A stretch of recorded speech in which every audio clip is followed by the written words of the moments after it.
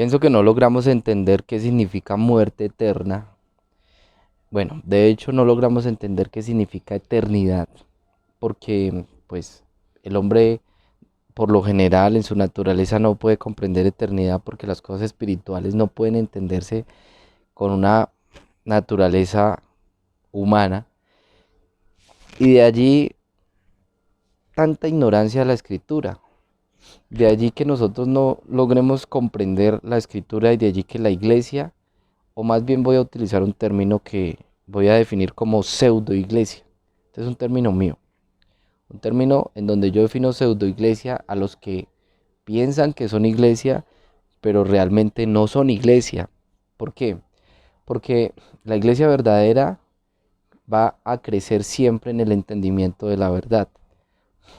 Se trata de renovar el entendimiento. Esto pasó, por ejemplo, con Pedro, cuando Pedro en Hechos 10 recibe la revelación de una sábana donde baja unos animales y le dice que Pedro dice, ninguna cosa inmunda comeré, ¿cierto? Porque él tenía algo establecido en su sistema de pensamientos.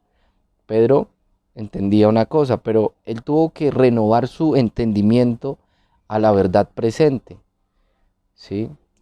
Se pensaba que el evangelio no iba a ser sino para los judíos, para el pueblo escogido por Dios, pero el evangelio fue extendido y el primer convertido después de la iglesia, o sea, en la iglesia primitiva, después eh, de que Cristo resucita, el primer convertido es Cornelio, en Hechos 9.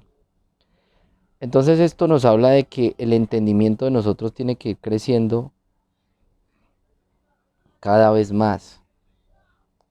O bueno, está bien, dejémoslo en que las personas que han recibido una revelación y se quedaron en ese punto y se bajaron en ese camino de revelación y crearon doctrina en ese punto, siguen siendo iglesia, ok, pero, pero se trata de no quedarnos con esto, sino ir siempre más y más profundizando la escritura. La Biblia no está para leerse, la Biblia está para meditarla, que es distinto. Entonces, parece que a veces no entendiéramos la Biblia porque no trazamos correctamente la escritura y no logramos entender muerte eterna. Y ese es el término que quiero abordar, muerte eterna, ¿sí? Si nosotros no nos inquietamos en qué significa la muerte eterna, mucho menos vamos a inquietar en la salvación que nos ha sido dada en Cristo. Porque cuando tú hablas con una persona que está muerta en el espíritu, le da igual si hay muerte eterna o vida eterna. Él o ella solo está enfocado en esta temporalidad, en lo que puede observar sus ojos y ya. Hay un desinterés completamente en la eternidad, porque el hombre ignora que su corazón, Dios puso eternidad en el corazón de los hombres, como dice en Eclesiastés, ¿sí? Ahora, la mente humana no logra entender la eternidad, ya por la razón que la dije ahorita, y de ahí Dios empieza a comunicar con el hombre a través de formas, de figuras, de tipos, maneras en las que Él usa para transmitir la revelación de su verdad, ¿sí? Por eso Hebreos 10 dice, porque la ley teniendo la sombra de los bienes venideros, no la imagen misma de las cosas, nunca puede por los mismos sacrificios que se ofrecen continuamente cada año hacer perfectos a los que se acercan. La sombra de los bienes venideros, no la imagen misma de lo que iba a venir, que es que Cristo, la personificación de la deidad de Dios, porque agradó al Padre que habitase en él, vamos a buscar eso, al Padre que habitase en él dice, porque agradó al Padre que en él habitara toda la plenitud, en quien están escondidos todos los tesoros de la sabiduría y del conocimiento. ¿En quién? En Cristo.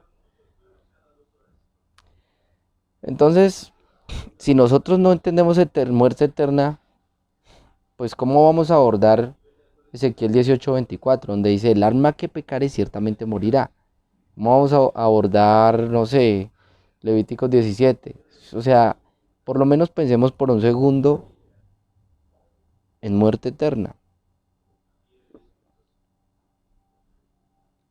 El hombre, por desobedecer, es destituido de la gloria de Dios, o sea, es echado afuera de la gloria. El hombre fue creado en la gloria de Dios, pero ahora el hombre es destituido de la gloria y el hombre no quiere buscar a Dios, no le interesa buscar a Dios, no, no, en él no hay un deseo de acercarse a Dios.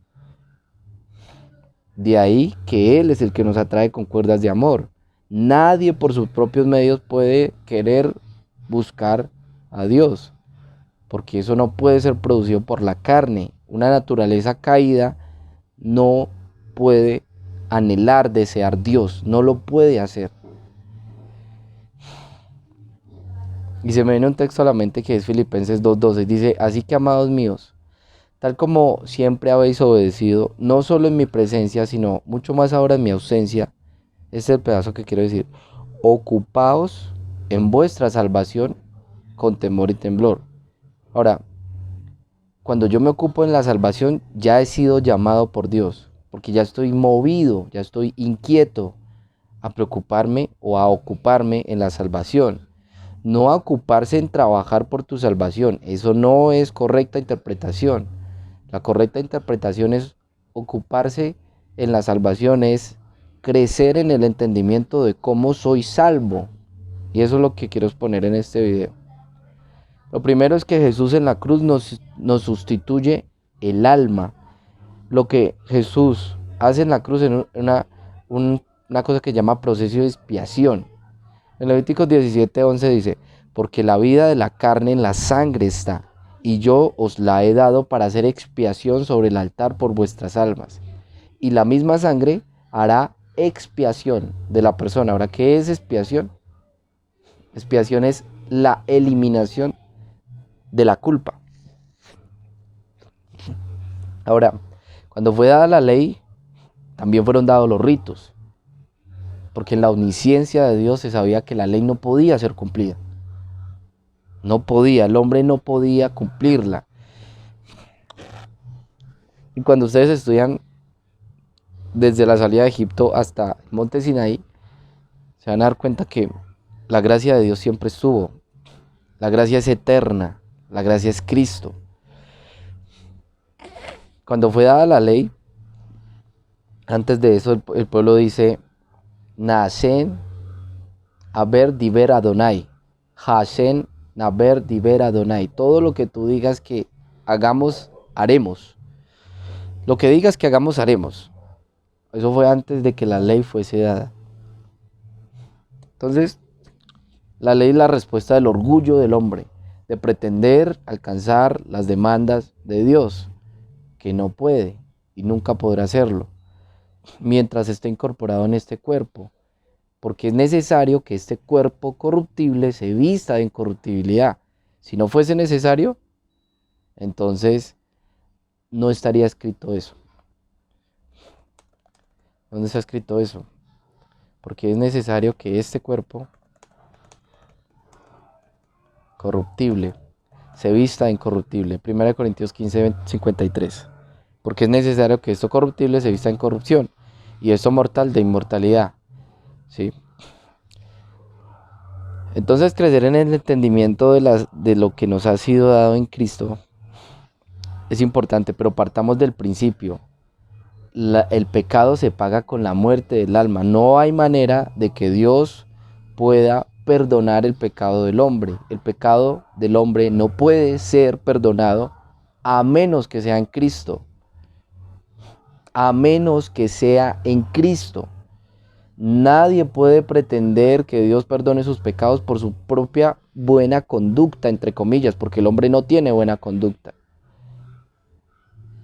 Y cuando no se crece en este entendimiento, entonces se vive mal, porque se cree mal, porque se piensa mal, porque operas mal, porque oras mal. Nosotros no oramos, papá, perdóname por mis pecados porque yo me porté bien. No, papá, gracias porque en Cristo fueron juzgados todos los pecados del mundo y ahora los que cometí en este día han sido perdonados porque tú los juzgaste. Los pecados no son echados al olvido, los pecados se pagan con la muerte del alma. Y esto es evangelio. Dice Romanos 6, dice, porque la paga del pecado es muerte.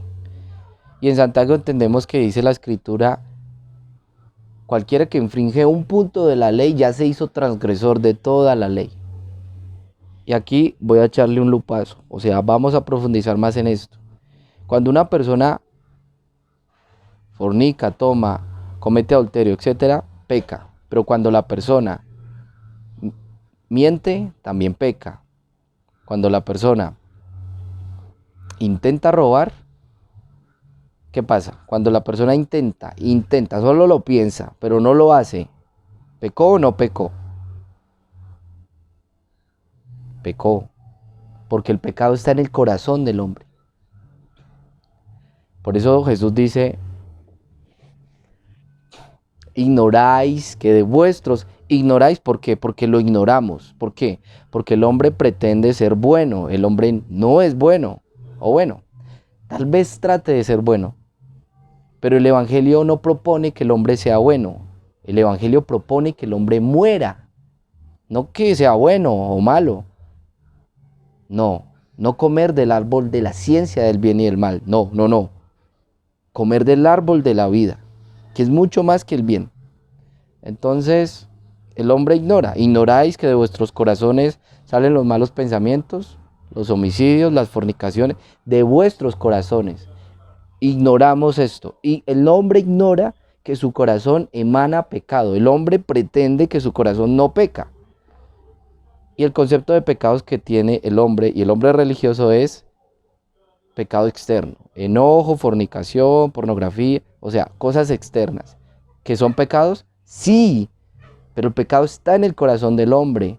Ignoramos que el corazón está en pecado, porque el corazón es engañoso más que todas las cosas. Ignoramos que nuestro corazón peca. Jesús dijo, ignoráis que de vuestros corazones salen los malos pensamientos y las fornicaciones. El hombre ignora que su corazón peca. Y si ignora que peca, pues está pecando porque no se conoce a sí mismo y pretende ser bueno. Entonces, entender salvación es entender la obra redentora de Cristo, crecer en esa verdad. Pero ¿qué pasa? Satanás se va a robar el mensaje que tiene el poder de Dios, que es el Evangelio, que es la gracia de Cristo. ¿Por qué? Porque ahí es donde está el poder que te da el poder para ser libre completamente. Dice Romanos 5:17, reinarán en vida los que reciben la abundancia de gracia y el don de la justicia. Ellos reinarán en vida. Y cuando tú reinas, el pecado no reina. Cuando tú reinas, la aflicción no. Primera de Juan 1, 8 al 10 dice, si decimos que no tenemos pecado, nos engañamos a nosotros mismos. Y la verdad no está en nosotros. A ver, entender que el hombre mientras esté incorporado en este cuerpo carnal va a pecar siempre es algo que el religioso no quiere aceptar. No quiere aceptarlo porque está pretendiendo asumir su propia justicia, ignorando la justicia que es de Dios. ¿Por qué? Porque ignora el Evangelio. Romanos 10 dice, hermanos, ciertamente el anhelo de mi corazón y mi oración a Dios por Israel es para salvación. Porque yo les doy testimonio de quien tiene celo de Dios, pero no conforme a ciencia, porque ignorando la justicia de Dios y procurando establecer la suya propia, no se han sujetado a la justicia de Dios. ¿Qué es la justicia de Dios? La justicia de Dios es la que nos fue dada en Cristo. Esa es. Y por eso el Evangelio, digamos que la esencia del Evangelio es revelar la justicia de Dios. Romanos 1 dice 1:18.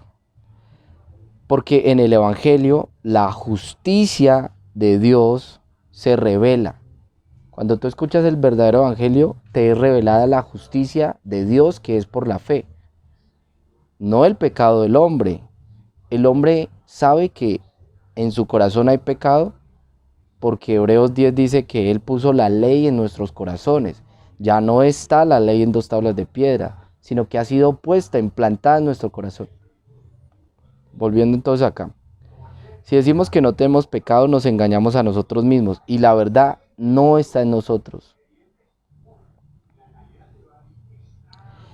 Ok.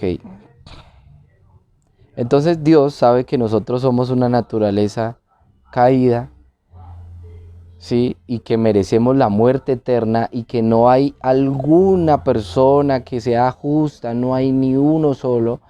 Nadie se puede calificar por su propio esfuerzo, por su propia obediencia, ¿sí? Entonces Él, sabiendo esto, envía a Jesús para que Él sea, como dije en el primer punto, sustituto nuestro en el alma. Él nos sustituyó en el alma, aboliendo penalmente la ley. Penalmente, no moralmente porque ha sido implantada en nuestros corazones, Hebreos 10, pero penalmente sí. O sea, no somos juzgados por la ley, porque el propósito de la ley no es que el hombre sea mejor. El propósito de la ley es que el hombre conozca que es malo. Bueno, no me quiero extender más con esto. Dejémoslo hasta ahí, para que no quede largo el video. Esto es serio, o sea, si la iglesia no crece en el entendimiento de la verdad, lastimosamente va a pasar lo que dice por allá en Mateo. Jamás los conocí, pero Señor, en tu nombre echamos fuera demonio. Pero, ¿cómo así? Nosotros tenemos que operar desde la mente de Cristo y operar desde la muerte en el alma, no. Nosotros estamos muertos para que la vida de Él se manifieste. Y debemos aprender a recibir el regalo de la salvación y no pretender ganarlo. Y si es por resultados, tú vas a lograr mucho más recibiendo la gracia que intentándola por las obras, intentando la salvación. La salvación no, la salvación, nos ocupamos en la salvación, pero nosotros no cuidamos la salvación porque la salvación ha sido dada, es un regalo. Más bien crecemos en el entendimiento de cómo fue ese regalo para que no digamos, ay, solo por eso, y solo creyendo. No, muchas veces mucha gente dice que cree, pero en su corazón no ha creído y lastimosamente no ha sido salva. Así que yo les invito a que ustedes consideren sus creencias y revisen las raíces de sus creencias si realmente han creído en el Evangelio.